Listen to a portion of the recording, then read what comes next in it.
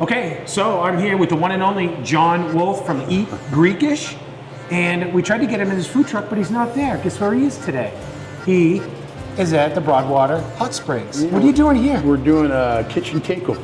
What's that? Well, I guess a couple years ago they invited Old Salt and now the Union to come in here and just take over their kitchen for a night, and they had a lot of fun doing that, so they decided they're going to start that up again, and they invited us to come by and take over their kitchen and put a menu together that's a little different than what we normally serve at our truck. We're trying to do a little bit more traditional kind of plating of sort of a nice Greek dinner. So Awesome. Tell me about Eat Greekish. Well, it's our food truck. We came from Michigan, and in Michigan there was so much good food around the Detroit metro area. We lived in Ann Arbor, a little bit south of Detroit. And when we came here to Helena, I'd always thought about doing a restaurant. I'd been working in, whenever I didn't have enough money in life, I'd go get a job at a kitchen somewhere as a second job. Excellent. I grew up in New England, Portland, Maine, and we had three very prominent festivals: an Irish festival, not including St. Patrick's Day, an Italian festival, and we had the Holy Trinity, Orthodox Greek would put on the Greek festival. Sure. And I remember all the stuff that we used to eat there.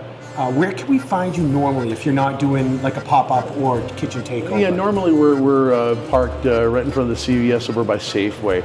What is that, on Prospect, on Montana, 11th, that sort of corner right there. So understanding Greek food a little bit, because I was exposed to it, there's a lot of lamb and there's a lot of beef and chicken that you use in your dishes. Well, this particular competition for chalk this year is vegetarian. How are you going to handle that?